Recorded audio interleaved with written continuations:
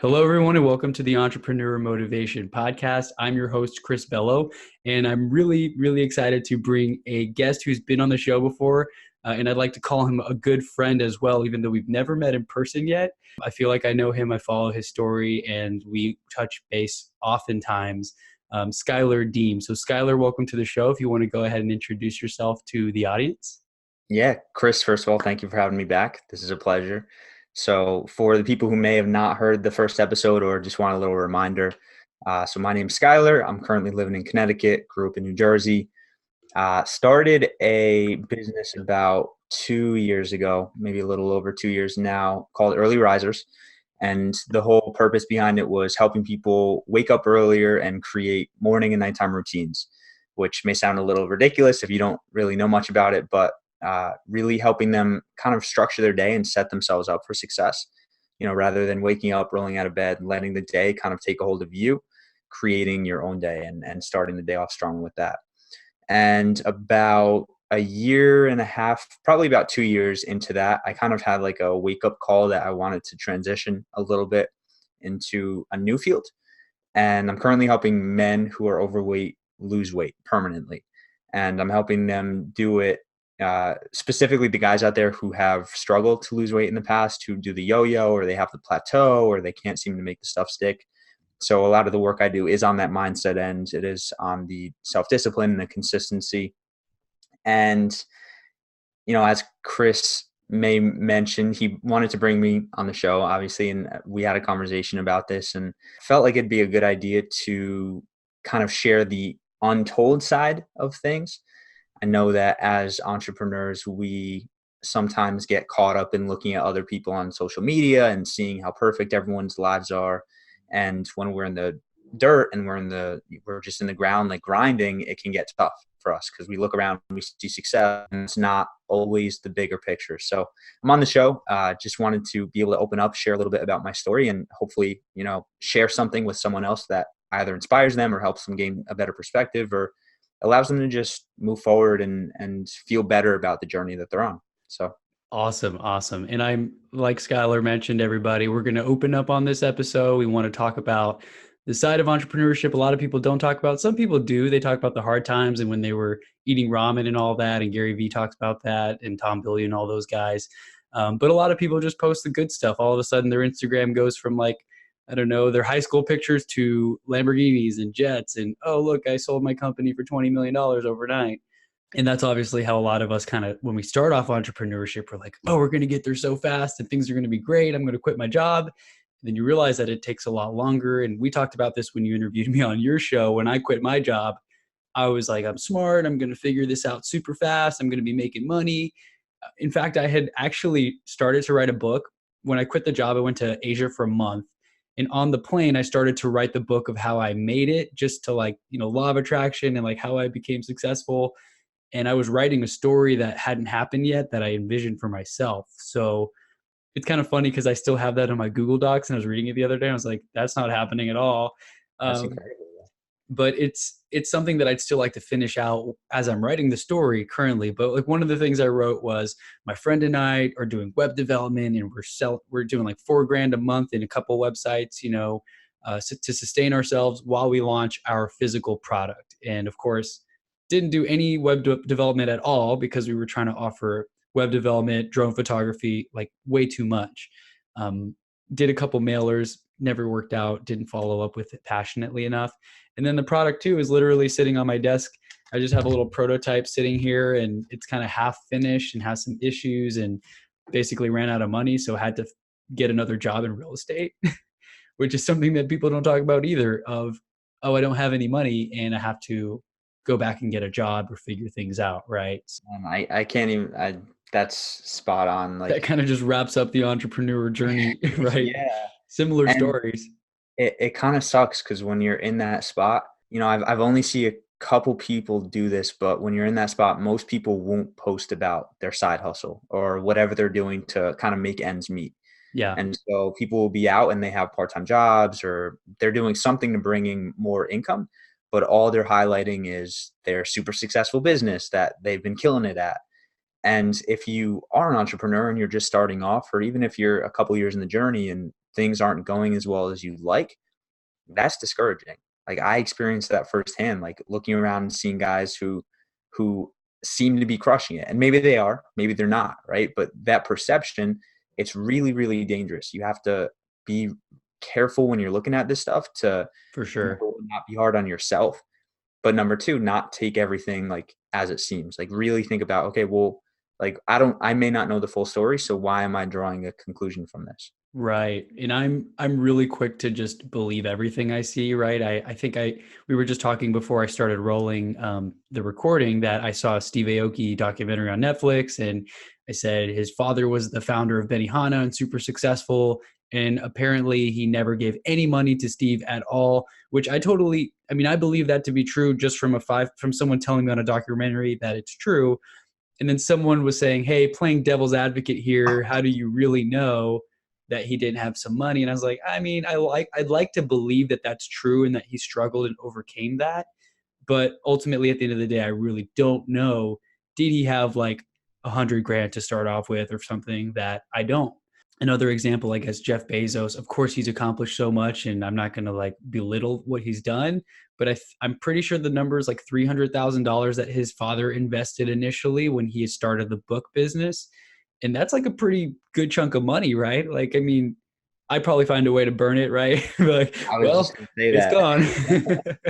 And to see how far he's come with that company and like being one of, I think, the richest person in the world, if not one of the top five or something, is incredible.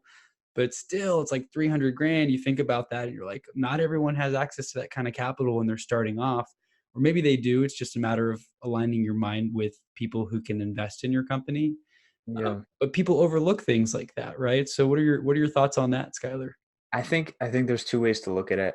I think number one, he started at a different position, right? And Yeah. everyone does. Like as much as Everyone has a it would different be starting point.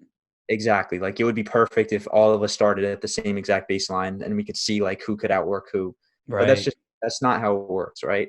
And so yes, he had an advantage at the beginning, but I still think like he's Jeff Bezos. Like he has an amazing mind of business. Like Yeah. I don't think there's many people out there who could turn What like he did. $5 million into like $1 billion. Right. So there's two parts of it. There's the part that says, yeah, he kind of had an advantage, but Right. two, like he was able to completely like revolutionize the way the world functions. It's insane. It's truly insane. I mean, even I had to take the little Alexa thing out of my room, which, Amazon, that's crazy. Like it's part of my home now because the Ring, which they also bought, the Ring doorbell was detecting motion at the front of my door and saying like motion detected. So I put that out of the room so it doesn't distract us while we're on here. But that's an example of someone who really stuck it out and saw it all the way through to a vision that he probably never even imagined was possible when he started off. So I guess that's sometimes I get caught up in that type of thinking too, like, oh no, I'm coming up with excuses of why someone was successful and I'm not, and I try not to do that. So it's good to be able to see things from both sides, like Schuyler said. Like, Right. yeah, he had some money, but I mean, look what he did with it. Yeah. It's Yeah. insane. I think again, there's like so many different angles, but at the end of the day, I'm sure he didn't have a straight line up. I'm Oh, sure for he had sure. troubles. And I think that's the biggest thing. Like you do hear some of the big guys talking about, I had to go through this, I had to go through this. But I think in like more of a small social media world where we're looking at a lot of these people who maybe aren't at that top level, like the Tony Robbins, the Ed Milet, there's a lot of them out there that are projecting this image of perfection. And then even the guys who have no followings but want to portray this perfect image, it's like, okay, well, how do you tell? And then if you could tell, or even if you couldn't tell, like how do you not let that affect you mentally throughout your journey? Yeah, that's good. So have you found a way to deal with that kind of stuff, or are you still working through that now? I mean, I think it's like a daily struggle, obviously, with social media. Yeah, I mean, I have a bunch of stress management techniques. My morning routine, my nighttime routine are amazing. And there's days I don't want to do them. There's days I just want to sleep in or go to bed early. Yep. Uh, but those are huge. And I think looking at the big picture, I am a firm believer in whatever you want to call it, law of attraction, God. And I really believe that if you have a purpose and you have an end goal in mind and you are willing to do what it takes to get there, you're going to get there. So it's tough because I'll be going throughout my day and then I'll be having all these stressful things happening and nothing seems to be working out for me. And then my head goes to the bad. Like, it's always going to be like this. You're never going to make it, get super stressed out. But then there's other moments where I can look at the big picture. It's like, wow, okay, so this is going to work out. Like, at the end of the day, deep down, I know this.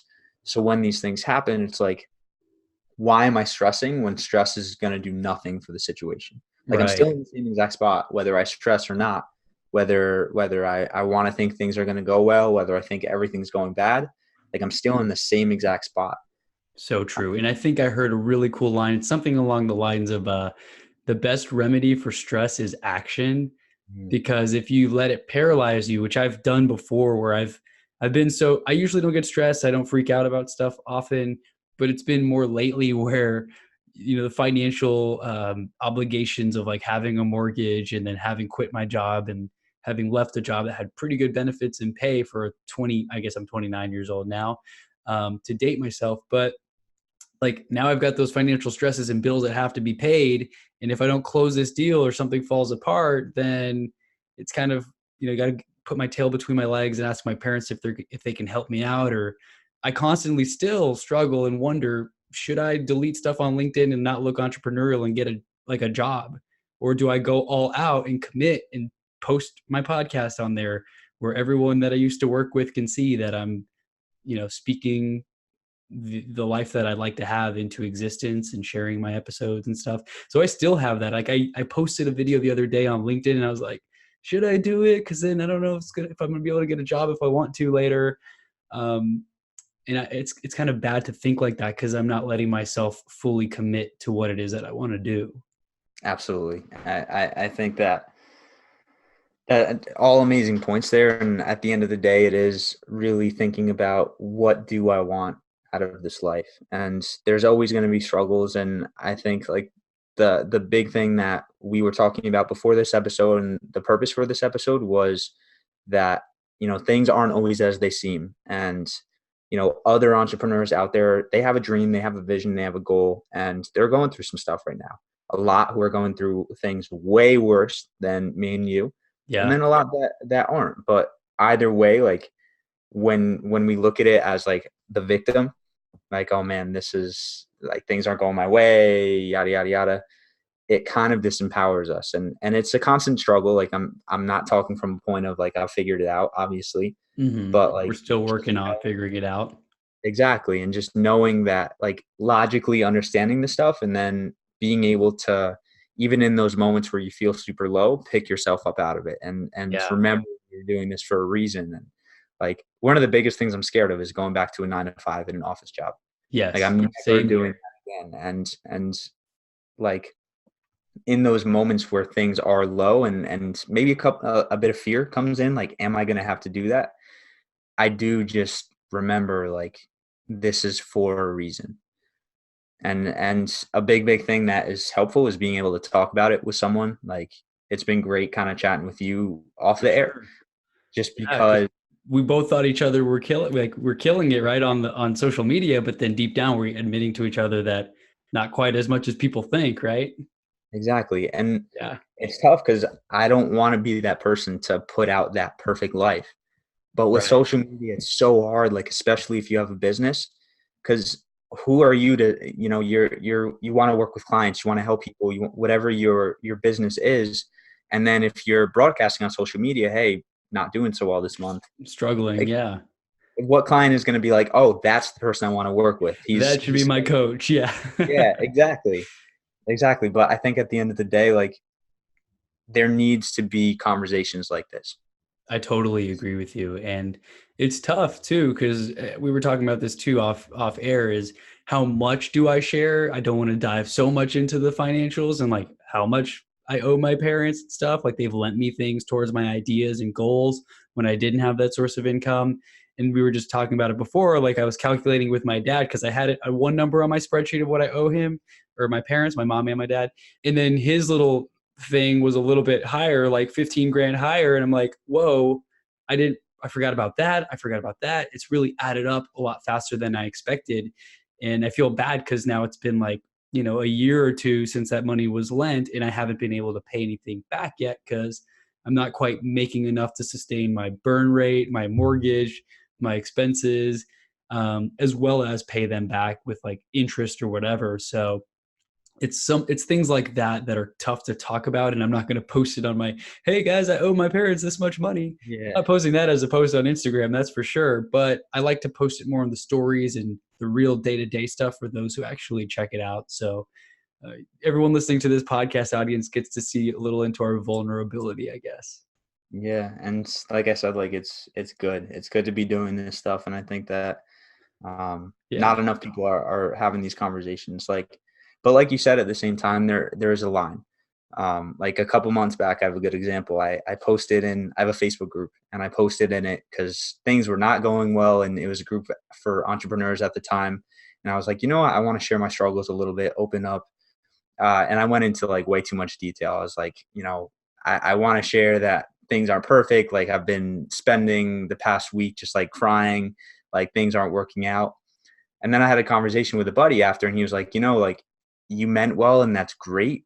But if that's your audience and if that's who you're selling to, you can't do Maybe that. not so great. Yeah. Yeah. And after it was kind of like a wake up call. It was like, where's this balance? How do I share that, I'm going through some stuff and entrepreneurship isn't this perfect thing that's super easy, while also maintaining that image, because at the end of the day, like that's what you want. You want an image where clients want to work with you, and where, you want things to happen in your favor. Right. And I guess it really varies because I always tell people if you ask 10 people for advice, they'll give you 10 different answers. Some people will Mhm. be like, oh, do this. And then another person will be like, that's the stupidest idea ever. And they could both be successful and have different ways of looking at things. So I always take advice with a grain of salt, no matter what it is. But I guess sometimes that makes me kind of like with the news, I'm always like skeptical of everything. I'm like, is that 100% true? Or like, is there another side to the story? So I take everything with a grain of salt, which I think is helpful. But your friend did bring up a valid point, I think, of like, that is your audience. Some people in your audience may love that and be like, whoa, he's vulnerable, he's real. I love to work with somebody like that. But then, there may be that person that's deterred because they're like, well, I don't, if I need help with confidence or this or mindset and he needs help too, like we should both go see the coach, another coach or whatever, right? Yeah. So I totally Yeah. see At where you're least I'm coming not in the from. business of making people money. Because if I was telling people like, Right. I can make you money, but I can't really, I'm struggling on my end. Yeah. Obviously. Ed Milet talks about that too. And I've always thought this as well. It's like if I go to the gym, I don't want to get a trainer who's not in shape and shows up eating donuts or whatever, because like no offense, but things are backwards here. I mean, if you're in better shape than the trainer, then what incentive do you have to get trained by them? It's kind of like you want to make sure you're getting trained by someone who you aspire to be like. If you're training with someone who's won competitions and is like IFBB pro and has an 8 pack and all that, like okay, it's a little bit the glamour metrics are there, but I think they've obviously proved that they have the discipline and the experience to train you to be a bodybuilder or whatever it is that you want to do. Yeah. At the same time, though, I want to challenge that thought, because you do have like coaches out there, like football coaches or something, That's true. and That's these true. guys are On the overweight. other end. But I think it's also different because it's a team dynamic. Um, Yeah, because there could like be in the high coaches who school, never played the sport or like they played a little bit, but they're really good coaches. right? And they just understand the game. Yeah, because in high school I wrestled, and we had coaches who never got on the mat with us, and we had coaches that did and that wrestled with us. And the ones that were like in it, you could tell they knew what they were talking about, and they were the ones you wanted to be coached by because they were experienced. So Yeah, so there's I mean, it really depends, and I guess, like, kinda like how we just talked about this being able to see from both angles and be like, yeah, there's nothing's ever black or white. There's always that, like, gray area of, "Oh, this is a little bit right," or, "I kind of agree with this," or, "Maybe I don't agree with that." So I think it's really important to be open, and even, like, with politics and stuff too, I've heard before, if you're just, like, one side or the other just because your parents were and you don't reason, that's not good. Instead, you should be able to be like, oh, both sides made a valid point. I like this argument. I don't know if I agree with that argument. I've always been like that for some reason. which I think has been helpful. Yeah, no, I'm the same way, and I'm not going to speak about like politics here, I but never dive in. I'm just like, be yeah, open and consider all sides. Like, exactly. And I will say, like, don't blindly support someone or blindly hate someone. Like, and take without even everything. knowing why. Yeah. Exactly. Like just because someone does something and you don't like that person, that doesn't make the thing bad automatically. So there's A good and there's hundred bad percent. in every area, Yeah. especially politics. Totally agree. I guess what's one of the things that you've been struggling with? I mean, we can open up about like our biggest challenges personally, if you like.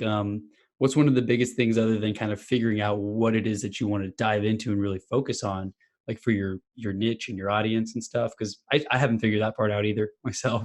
Yeah. Yeah. I think I mean one of the biggest things is getting clients in general. I want to help people lose weight. I want to help people with their health, with their personal development. And I'm not really sure with that. Um, but yeah, it's just tough. Like we have all these challenges, and I know it's mindset because I invested in my own coach. I have like all the ways to get leads, all the ways to get people on the phone. And for anyone out there, like invest in a coach if you're not doing well. Invest in a coach. Find the money if you don't have the money. Invest in a coach, a business coach specifically. Even with all that stuff, the mindset isn't fully there, and so I guess it's a mindset problem, but it's coming off obviously as like a client problem. Man, and that really aligns with me too. I mean, obviously, you and I are both working on the mindset stuff. I was joking that I've got my podcast mic propped up on a couple of books, and one of them that I'm reading now is Mindset by Carol Dweck. And it talks about fixed mindset versus growth mindset. And they did a bunch of experiments, and like the kids who believed that the growth mindset in the act of trying was the better route to take. They were more willing to fail and learn versus the kids who didn't want to look stupid.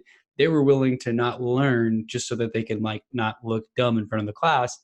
And they therefore hold themselves back because they don't want to try something new and look stupid. Whereas the people with the growth mindset, they're open to trying and failing and growing. But even though we're working on the mindset stuff, I was telling you this off camera before, I still struggle with it myself, where I think I like limit myself in my mind. And I know Tony Robbins says to burn the boats, which I thought I did when I quit my job, but then I kind of like wanted to put the ashes together and fix the boat. And like I tried to apply to a couple jobs because it's like my money's disappearing. I invested in this invention that isn't quite ready to go on the shelf, and it needs more money now to even get it there, which I didn't have. So that those backup plans and those plan Bs, I wonder if having that in the back of my mind is what's holding me back, because deep down I know that I could just sell the house, chill with my family, and like have no expenses if I really needed to. So I try really hard to create that hunger and to put the vision board up and to be like, my pride's on the line too. I don't want my girlfriend to have to pay the mortgage next month because I can't put food on the table, right? So generating that hunger and really thinking bigger and knowing like you and I, we can do this. It's just a Yes. matter of believing in ourselves and thinking bigger. Because sometimes we're like, that one client, it's so hard. I've never had this client into space. Who am I to have a client? The gap between that and like, I deserve 10 clients per month or whatever, 10 new clients a month, that can be hard to do when we're trying to prove to ourselves that, yes, we can get there, right? Yeah. I the mindset for me, like it all comes down to that self-belief. And that's something like Yeah. from working on this for so long and still like struggling and still pushing, it's you always have that little voice in the back of your mind, like, maybe you're not cut out for this. Maybe you can't do this. You blew it again, or whatever that conversation looks like. Or you should have figured it out by now. That's what I keep telling Right. myself. Right. And then each passing day goes by again and again and again. And it's like, okay, today's the day. And then nothing to Yes. show for it. Today's the day, nothing to This is show. like the same person. I think this is what happened last time we talked too. I felt like everything you said was something that I would say. Yeah. But I wake up and I have my goals and I'm like, today I'm going to get that deal. I'm going to find an off market property. I'm going to do a deal, make 20 grand. And then like the day goes by and I'm like, okay, I called some people. I sent some letters. I did some marketing, didn't get a deal. It's just a matter of showing up every single day, even when you don't see results. Right. Yeah. Because we are making progress. Like Yeah, that's the thing. Every single day, if we're working towards something, we're making progress. And we might definitely. not see it in one area, but it's got to show up, and we're making progress. Mhm. Um, What was I going to say? My bad. Ruined your train of Oh, thought. no. You're good. So I think too, a big thing that kind of hurts me in my journey, like it's a blessing understanding it and knowing it, but is the law of attraction. Just because like I know it's supposed to take longer and I know that I'm probably misunderstanding the entire concept, but like we're told, okay, if you work at something, if you believe it's possible, if you keep going after it, you're going to get it. Yeah. And like you're continuously doing that and you're not even seeing like growth towards that point, it frustrates you because you're like, am I doing something wrong? Am I not good enough? But in reality, that like, it's just, you just got to keep going. Definitely. And I think, how long have you had your coach for? That was pretty Uh, recent, right? Like a month or two now? so I invested in a coach a year ago. It was Oh, almost okay. A year fully. ago And already. so, well, the first one didn't fully work out. Okay. Because I think you He said was you got a pretty new good. coach recently, right?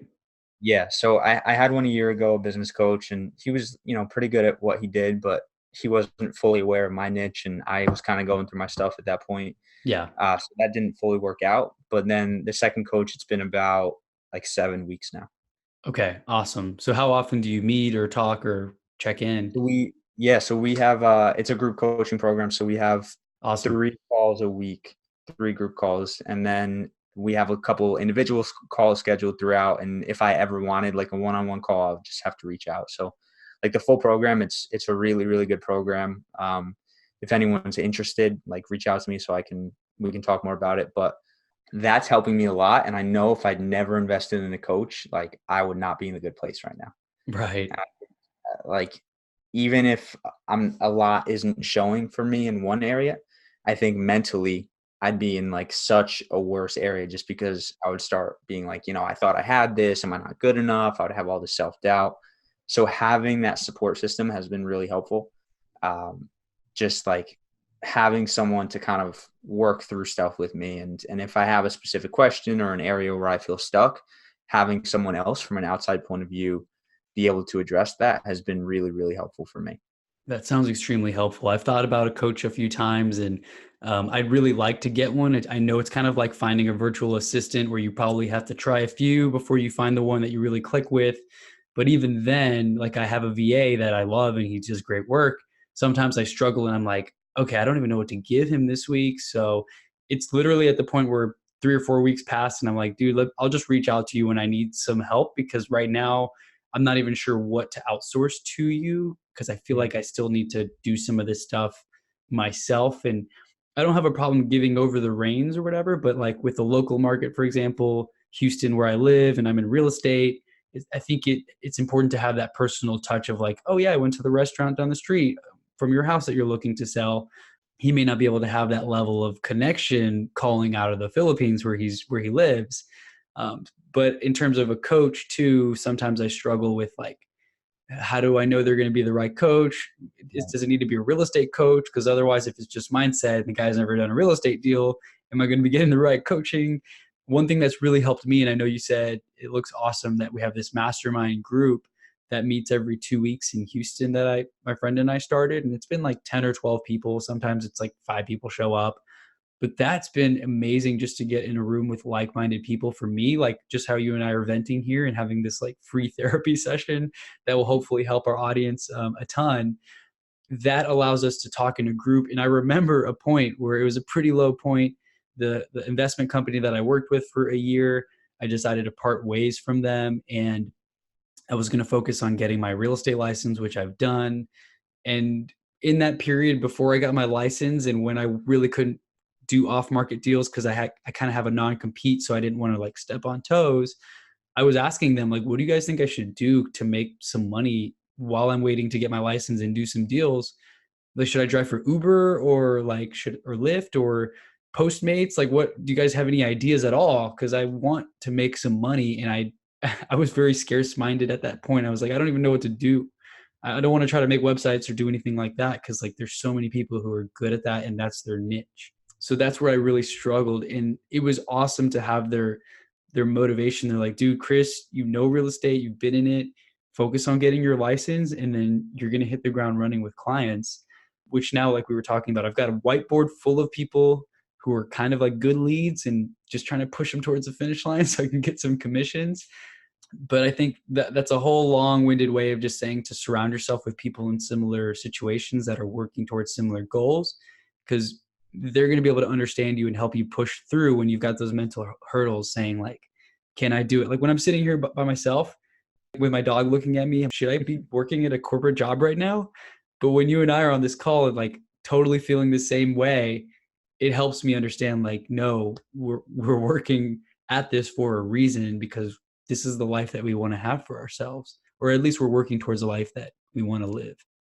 It's so true. Yeah, and that's something I'm working on too. I have yet to find a good group of guys in the area, or girls, just business driven people. Yeah, Uh, and that's something that I actually just started looking for last week. It was like it helps so much. necessarily, yeah, like a mastermind or even just business oriented friends, like entrepreneurship oriented friends. Because at the moment, like all my friends are in a different state. I'm living with my cousin, who's an awesome roommate. He's an incredible guy, but he's not into business. He's not into personal development. My girlfriend's getting there. She's getting there. She's on her personal development journey. It's awesome. But I've heard some of definitely, y'all's episodes together that you've done on like the relationships and the mindset. yeah, yeah. And it's cool having that. But then I've never really like. I guess I have opened up to her about stuff. Um, I have. I don't know why I'm saying this, I haven't but opened up a whole lot to my girlfriend. She's like, "How was your day?" And I was like, "It was good." She's like, "What'd you do?" yeah. I'm like, "I tried a bunch of stuff. I don't know if any of it worked."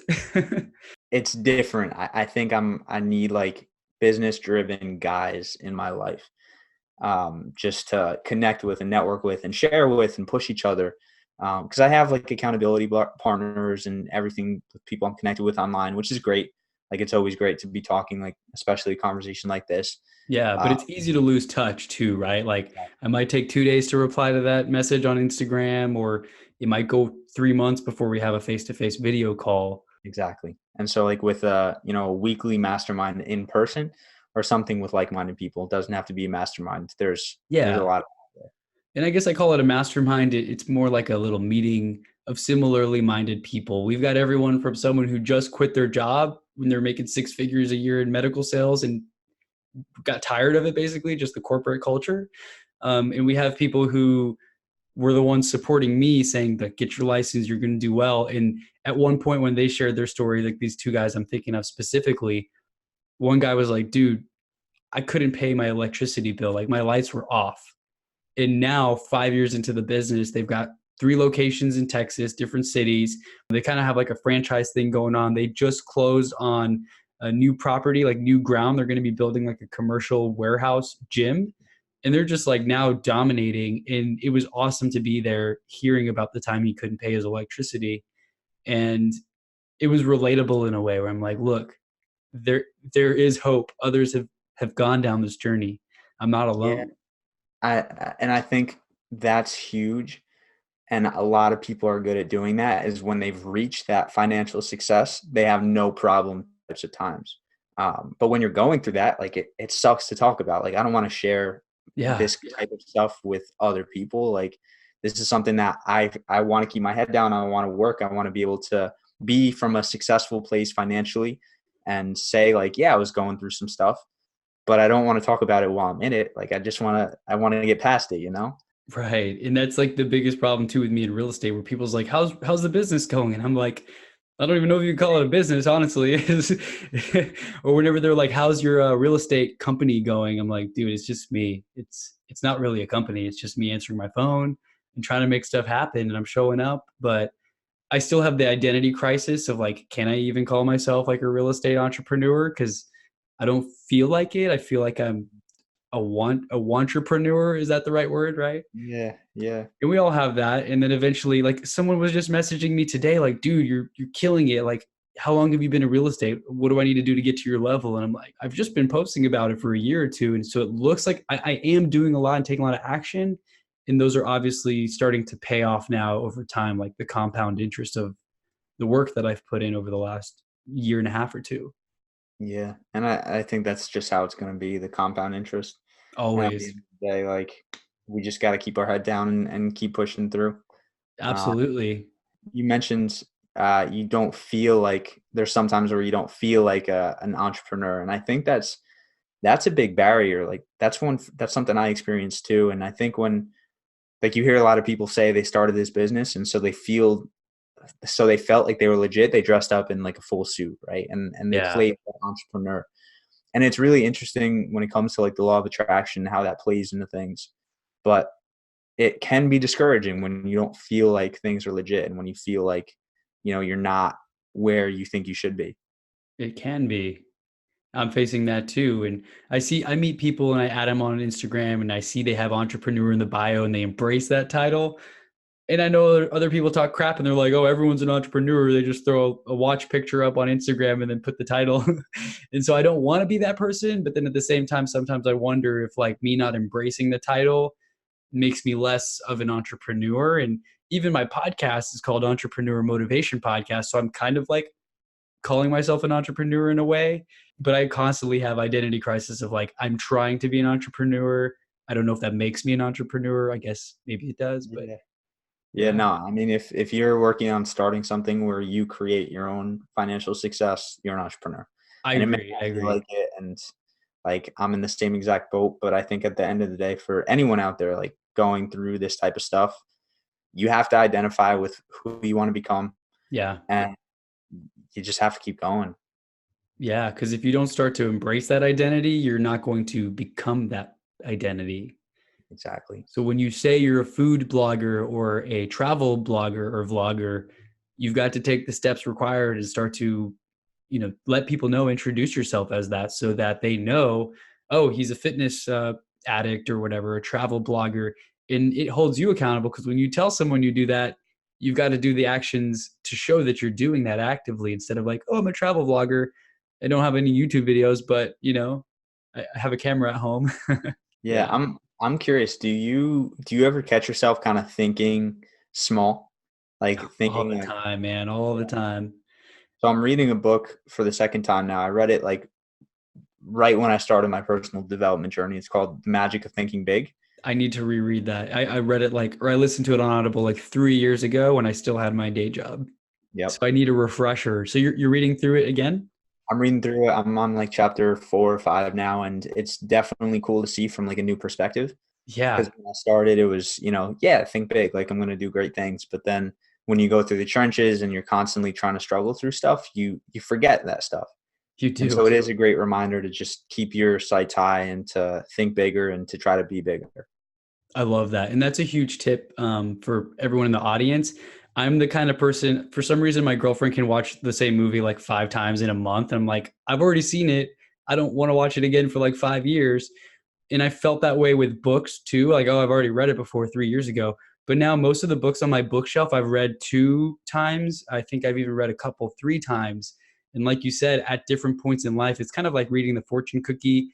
You could read the exact same fortune cookie 3 years apart, and you're going to see it completely differently because of the experiences you've gone through. So Yes. that's huge. I need to go back and read that because, like you said, now that I've gotten my teeth kicked in a few times and I've gotten my butt kicked on a few ideas that I thought I was going to be making millions on when I first read the book, now it will help me see things from a new perspective. It's really helpful. And that, and then Psycho Cybernetics is a book that I need to read that one. yeah, I read it twice this year. I'm probably going to do it third time after this book. And so what I've done recently is I've cut off a lot of content consumption. I've I unfollowed a saw lot of that. series. Yeah. I don't listen to as many podcasts. I haven't read I plan to read 40 books this year, and a couple months into the year, I just stopped. And I'm reading books, like I'm reading the same book over and over and over because I don't know, like that information, it's not doing anything for me. It needs to be that Yeah. transfer. It needs to be applied. And like, yes, it's nice to be having like kind of a rough day and hear a podcast and hear something inspiring.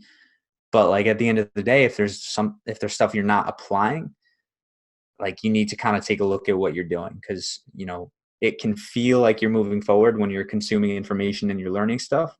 Hmm. But like something I'm working on still is like, okay, learn the stuff, but then actually implement it, actually use it. Don't just say, yeah, that makes sense. I get it. And then move on. But yeah, Right.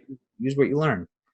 I think one interesting tip that I heard recently is no matter what it is, a podcast that you listen to, a book you read, a training you go to, try to take away 1 to 3 things that you're going to actually implement immediately and try try to do it like that same day. So if I hear something that's amazing, like do this and that, and I'll actually write it down. I have a note on my phone of things that I like have to do, my hot list, and I'll make sure that I implement them quickly, even if it's something as small as like changing the bio on your Facebook page or updating your cover photo in a way to like show people what you do.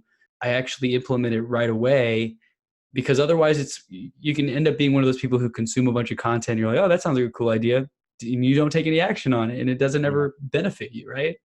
Yeah. Can we do something like action for both of us and for the listeners? Yeah, let's do it. Okay. Homework.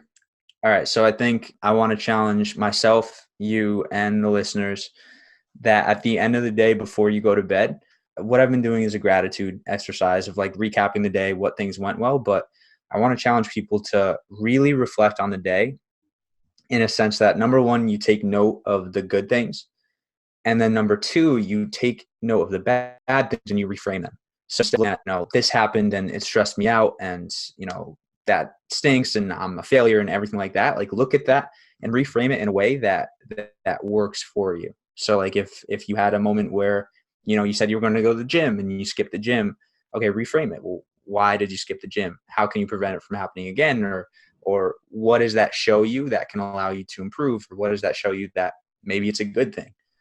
I love Um, that, yeah, because because I it's so forget who said easy. it, but someone when you reframe that stuff at night because your mind is so suggestible before you go to bed, you kind of wake up the next day with a slightly different mindset because you perceive what happened in a different way.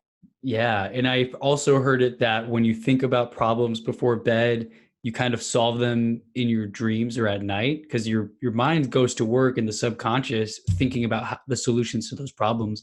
And I've heard this before. I remember I had a chemistry teacher. I haven't talked to him in forever, in high school. And he talked about how he would wake up in the middle of the night and he had a whiteboard next to his bed because he would sometimes come up with answers to things that he had been thinking about while he was sleeping. And that never happens to me. I usually sleep and I wake up and I'm like, I don't even think I had any dreams, but Yeah, subconsciously your mind is going to work on finding the answers to those problems. So I love that exercise. Definitely going to start doing that I'm gonna immediately, do it starting too. today. Perfect. And a big note is like, don't just focus on the problem, but really think about how can I solve this? Like Yeah, challenge your brain and set the intention of, okay, I need to figure this out instead of, right. this sucks. I'm going to focus on it, put all my energy into it. And it kind of goes to that saying life happens for you, not to you. Something funny happened. I guess we were at an event I went to in St. Louis. I went to the Arte Syndicate back in what was it, April 6th. I have the little tag that I wore. And I guess the group of us went to go get Mexican food and the wait was like an hour. And someone was joking like, all right, I guess we finally got the table and then the server was taking forever. The server literally took like 20 minutes to get to our table. And someone made a joke out of it and was like, this is happening for us, not to us. We were all just so happy in a positive mindset that we really didn't mind that we had to wait so long. It's easy to get pissed off in something like that, right? And leave a 1-star review and let it ruin your whole day. But whenever you look at it from that perspective of like, this is happening for us, look, now we get 20 minutes more of conversation with people. And you look at the positives out of that as well. You're just so much more happy. I guess you're so much happier than if you look at the negatives and let it drain your energy throughout the day. Absolutely. And that's more of a reason to surround yourself with like-minded people who Yes, are that same yes, mindset. Because like I can guarantee if one of those people were there by themselves, there's a pretty big chance that they'd be upset. Like they're hungry, they were waiting an hour, there's an extra 20 minutes now. absolutely. But because you have like those other minds around you, it pulls you out of that state. It helps you gain a different perspective. Yeah, and another really important thing too on social media, I know we talked about a lot of people just show the good stuff, but if you have people who are posting bad things and they just upset you all the time, you don't have to necessarily unfriend them or unfollow them unless you want to. I mean, I've unfollowed a lot of people that were good friends of mine 10 years ago that I don't even know who they are today. We've just kind of Yeah. gone our own ways. So you can unfollow them or at least turn off the notifications so you're not constantly seeing like the politics or the negative thing of like slightly racist comments that they post, right? You don't have to associate with those people. Align yourself with people who are in the places that you want to be. And that way you start to feed your mind with positive content and with people who are in similar situations that are like, I didn't have a great day, but what did I learn? And what am I going to change tomorrow? Yeah. I actually, I'm glad you brought that up. A couple months ago, did like a huge Instagram clean out. And I'm a big meme guy. I love memes. I'm always going to love memes. There's Um, so many negative ones though, right? exactly. Like they try to make something that's negative into something that's funny. And I just noticed one day I was scrolling through it and I was like, this is garbage. Like it's funny, but it's feeding my brain this garbage. And so Yes. I just went through a spree and I just unfollowed like all the meme accounts, and it hurt. It hurt a little bit. It wasn't as Lose entertaining out on a over couple chuckles, but like, yeah, exactly. But I think the overall perspective shift and like just the power of your subconscious is what you feed your mind. Garbage in, garbage out. Obviously, the opposite is true too. But so yeah, true. you have to be very, very careful with who you surround yourself with, what you consume, and that's a big factor too. I completely agree. Now that I have my real estate license, I followed a page just kind of talking about what you're talking about, and it's called The Broke Agent. It's literally like already negative, and they post funny stuff about like, the worst thing about being a realtor is putting out open house signs. And then the comments and everything's so funny, but it's negative. And one person's like, the balloons are as sad and deflated as my dreams. So I was like cracking up, and I talked to a friend who's also a real estate agent in another city, and we were like laughing about it. But at the same time, I was like, I don't want to attract negativity by following a page like this. As funny as it is, it just the name, the broke agent, I don't want to associate with that. I want to be like following the rich agent or whatever, right? Like Yeah. Ryan Serhant, $1 million agent. That's what I want to see, not the, oh, I only did one deal all year. I'm like, can't pay my bills. Yeah. And it is tough because you don't want to be all serious. Like Yeah. there are times where, surrounding myself with, or not surrounding myself, but following people who are ultra successful, it kind of hurts my ego a little bit. And Right. I have to be careful with that. So like there's been times where I've just pulled up like 20-minute stand-up shows on YouTube or something just because I need like that boost. But Hmm. I think it is finding that line between like enjoyment and fulfillment for like just uplifting your spirits and for positivity versus turning something that you don't want or something you're not happy about into something that's fun. Yeah, for sure. Is there anything else you want to cover on this topic, like this episode? Maybe something that you've been actively working on to try to corral those emotions of self doubt and stuff like that? Yeah. So one of the things I've been trying to implement a lot is changing the way I feel. Yeah, And your emotional state.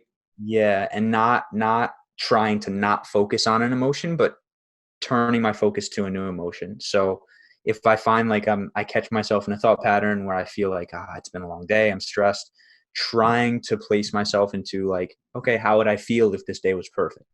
How would I Yeah, feel if I had achieved all the goals I want? And I do morning and nighttime affirmations and visualizations, which has helped a lot, and I'm sure they've helped you too because I know you do that definitely. stuff.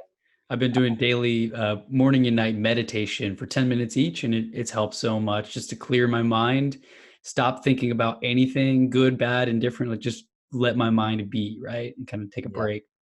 And that's awesome. And like those are a great start, but you still have the entire day of thoughts and feelings, right? So Yeah.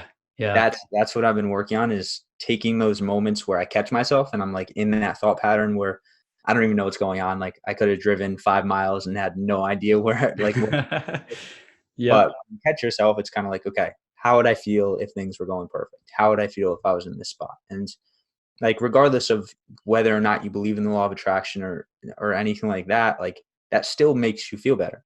It still puts you in a better state, and that's not as much stress. If you don't have as much stress, you can think more clearly. If you can think more clearly, you can make better choices. Absolutely. Yeah, I that's love what I've that. been up to. Yeah, and then for me, the meditation is something that I talked about before. Like the first iteration of my morning routine was a 5 or 10 minute thing before I read the Miracle Morning or anything, and I would do like a minute of push-ups, meditate for like 5 minutes, and then I think that was basically it. Take a cold shower, and I didn't really take a cold shower. I just turned the water on cold for like 2 seconds. Yeah, So that was version one, but that was still me trying to do something. And now my routine's like an hour every single morning at least, sometimes longer if I go to the gym. And I've been doing daily meditation either at home or sometimes I like to do it in the sauna after a workout. And it's so I guess other people sitting near me are probably like, this guy is weird because they're usually texting or watching videos or whatever on their phone. And I'm literally like palms up, eyes closed. Sometimes I have a little smile on my face, just literally envisioning the perfect day unfolding before me. And I'm like, what would the perfect day look like? What would happen? What wins would I have? What leads would close? What deals would close? And I kind of sit there with a smile because you're like, man, that would be awesome. What if I did this? What if I did that? And then you go out and you take the steps required to make that a reality. Yeah, I like that. I think I'm gonna add that to my morning too. I love it. I was listening to David Goggins this morning again, or highlight reel of motivational stuff. And shout out to a YouTube channel. This guy's name is Ben Lionel Scott, I think. He's got so many good videos. I think like 700,000 plus subscribers now. It's like a 3-minute motivational clip with different speakers and clips of people working out and overcoming obstacles. But it brought a clip of David Goggins that I haven't heard in a while, where he was talking about how he walked into the Navy SEALs office and they're like, there's only been 35 African Americans who were ever a SEAL. And he was like, well, what if I was the 36th? Like, what if? What if I could be that person? And I was honestly like doing my workout, like my little push-ups and jumping jacks, like, whoa, just asking yourself, what if? What if I was the next person? Like there's really nothing stopping us other than ourselves. Yeah. And I think that's a major, major thing that everyone should be working on, is monitoring those thoughts and being able to change those habits and those patterns into positive self-talk.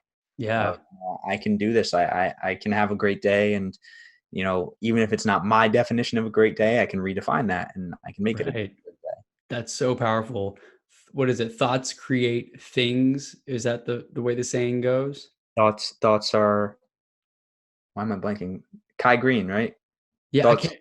thoughts are things, I think.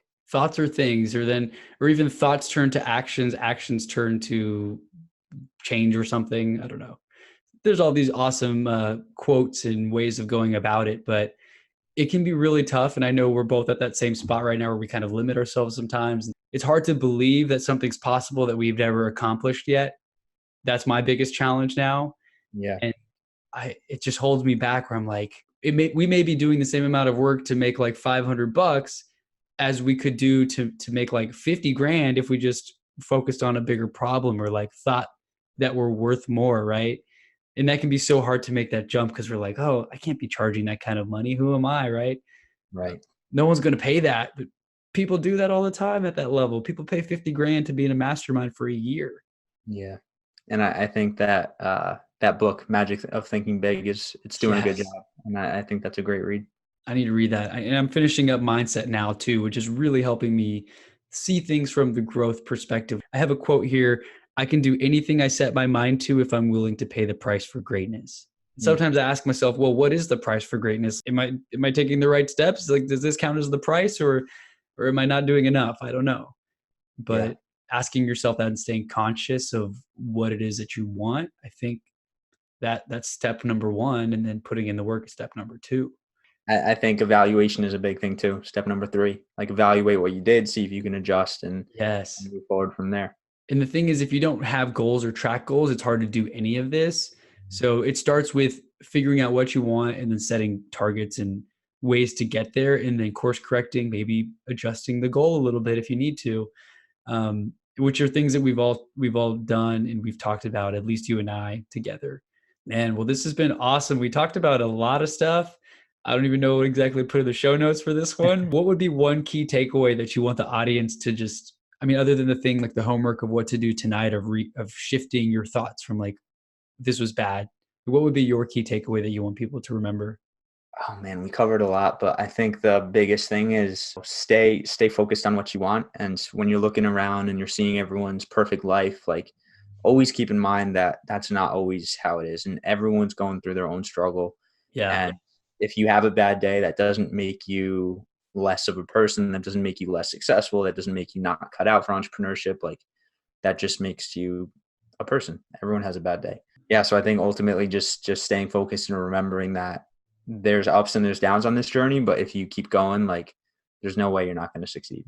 I love that. And I guess my key takeaway would be, and what's helped me the most is to really, like you said, you're searching for, surround yourself with people in person, if possible. It doesn't have to be called a mastermind group, just business or entrepreneurial minded people that are in the similar place, or they've been through that dark road where they didn't know if they were going to make it, because that will motivate you and they can speak to the fact that like, yes, you're going through the trough of sorrow or the valley of death or whatever you want to call it, but you're almost there to the other side. And they may even be able to give you some pointers on try changing this, try changing that. Because if you're hanging out with people who've been through that and they're on the other side, that's going to be a lot more valuable than hanging out with the people who watch Shark Tank, but they don't know what you're going through because they haven't quit the job and they haven't followed a passion, right?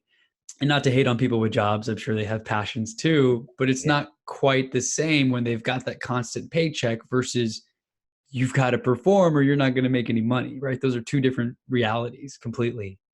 absolutely. Well, Schuyler, man, this was awesome. Thank you for the time and for gracing the podcast with your knowledge. Dude, thank you, Chris. This was definitely a needed conversation and hopefully Definitely. help some people out there. Yeah, this is definitely going to help people out there because I know people ask all the time as if I'm the subject matter expert, and I have to humbly be like, I actually am not. I'm a little further ahead. I post about it, I document the journey, but we're all figuring out life together, right? Even the people who make it, quote unquote, Jeff Bezos, he's not done. He's still showing up every day. Yeah, Everybody's got room to improve. So I think our message today is going to share that truth with the audience for sure. I love it. So where can our listeners go to learn more about you and get and follow you on social media and all that? So I'm most active on Facebook. I have a Facebook group for guys looking to lose weight. Definitely check that out. I'll give you the link, Chris. And Awesome. then I'll put it in the show notes. if you want to follow me on Instagram, that'd probably be best for just like keeping in contact. I'm not posting it as much anymore, but it's at the Unchained Self. So Unchained, Self Unchained. I love Uh, that name. That's a really cool name. yeah, and it's like the whole idea is, as human beings, we've kind of been placed in these chains. Like if you go with the average, you're in chains. You're probably not super healthy. You're not super happy in your career. You don't take much care of yourself because of just how we're set up. Like we have all these distractions. We have all these things kind of keeping us where like Are just keeping supposed to us in the same be, spot. right? Yeah. Supposed to be, yeah. Quote unquote, air quotes. Yeah. But like the self unchained is taking mastery of your life and taking mastery of your mind and your body and creating the life that you want to live. So yeah, the Unchained Self on Instagram. Awesome. So I'll link all that in the show notes. Guys, go follow Schuyler. He has not been posting as much lately, but his content's always good. And occasionally he'll steal a post from me and get like quadruple times the engagement. Yeah, there was that one post. I posted it on my page. I got like 62 likes, and Schuyler got like 700. I remember, yeah, that was incredible. Like, what hashtags or what time did you post? Or I don't even know. But see, we're all figuring it out. I was happy for you. I'm like, dude, awesome. You got some great engagement on that post. Go follow the Unchained Self, and I'll put the link to the Facebook group. But again, Schuyler, this was awesome. I'm glad we got a chance to document this and talk about the realities and the struggles of not yet, quote unquote, having made it.